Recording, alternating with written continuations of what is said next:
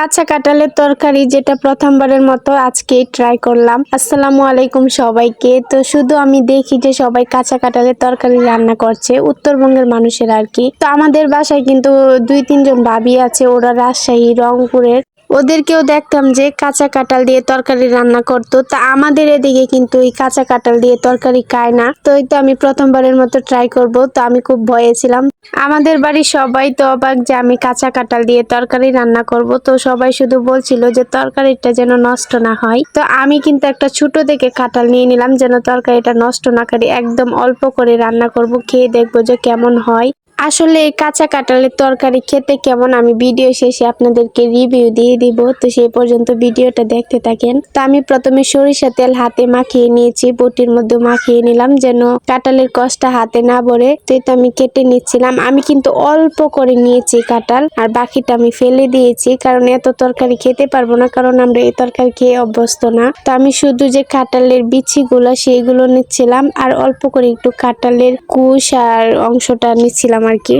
উত্তরবঙ্গের লোকেরা কিন্তু এই কাঁচা কাঁঠাল গরুর মাংস দিয়ে, মুরগির মাংস দিয়ে রান্না করে। তো তাদের কাছে খেতে কিন্তু নাকি অনেক মজা হয়। তো আমি সামান্য মুরগির মাংস দিয়ে রান্না করব।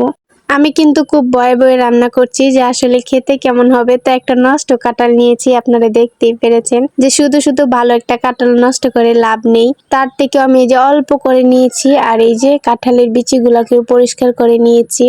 আর এদিকে আমি কাঁঠাল কেটে দেখেন হাতের কি অবস্থা করেছি, একদম কালো হয়ে গেছে কষ দিয়ে। এখন আমি কাঁঠালগুলোকে খুব ভালো করে সিদ্ধ করে নিব। তো প্রথমে লবণ আর সামান্য হলুদ দিয়ে আমি সিদ্ধ বসিয়ে দিলাম। তো আমি এই কাঁঠালটাকে মুরগির মাংস দিয়ে রান্না করব। তা আমি 5টা টুকরো নিয়েছি, আপনারা হাসবেন না কেউ দেখে, কারণ আমি তরকারিটা নষ্ট করতে চাচ্ছি না। তাই আমি 5টা পিস নিয়ে নিলাম মুরগির। আর এদিকে পেঁয়াজ কুচি করে নিয়েছি, কাঁচামরিচ ফালি করে নিলাম, আদা রসুন আর জিরা বাটা নিয়েছি। আর এদিকে আমার কাঁঠালটা সিদ্ধ হয়ে গেছে। তো আমি আগে পানিটাকে ঝরিয়ে নিচ্ছি। ভালো করে পানিটাকে ঝরিয়ে এখন আমি সামান্য তেলে একটু ভেজে নিব কাঁঠালগুলোকে। সামান্য একটু ভেজে নিব, কাঁঠালের গায়ের পানিটা যেন শুকিয়ে আসে, এমন অবস্থায় আমি নামিয়ে নিব। এখন আমি রান্না করে নিব। তো পেঁয়াজ কাঁচামরিচটাকে আগে তেলের মধ্যে ভেজে নিচ্ছি, তারপর এটার মধ্যে মশলা অ্যাড করে দিব। একটু ভাজা হয়ে গেলে আদা রসুন জিরা বাটাটা আমি দিয়ে সামান্য একটু ভেজে নিব। কাঁচা গন্ধটা দূর করে আমি গুঁড়া মশলা অ্যাড করে দিব। তো এই পর্যায়ে আমি গুঁড়া মশলা অ্যাড করে দিচ্ছি।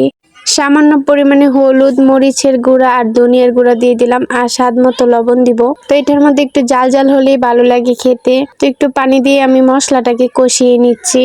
এখন আমি লবণটা দিয়ে দিচ্ছি, আর মশলাটা খুব ভালো করে কষানো হয়ে গেলে এখন মুরগির মাংসটা দিয়ে দিব। তো এখন মুরগির মাংসটাকে খুব ভালো করে কষিয়ে নিব মশলাটার সাথে। অল্প একটু পানি দিয়ে দিলাম, মশলাটা লেগে যাচ্ছিল। মাংসটা কষানো হয়ে গেলে এখন আমি কাঁঠালটা দিয়ে দিলাম। এখন কাঁঠাল দেওয়ার পরও মাংসের সাথে খুব ভালো করে কষিয়ে নিব। আজকে শুধু কষানোর কাজ চলবে। অল্প একটু পানি দিয়ে দিলাম। তো তরকারি যত কষানো হবে ততই কিন্তু মজা হয়। তো এখন আমি খুব ভালো করে কষিয়ে নিব, তারপর ঝোল দিব। তো ঝোলটা দেওয়ার পর কিন্তু আমি একদম মাখা মাখা রাখবো। তো আমি অল্প করে একটু ঝোল দিয়ে দিচ্ছি যেন সিদ্ধ হয়ে যায় মাংসটা। তো যখন ঝোলটা শুকিয়ে মাখা মাখা হয়ে আসবে তখনই এই তরকারিটা হয়ে যাবে।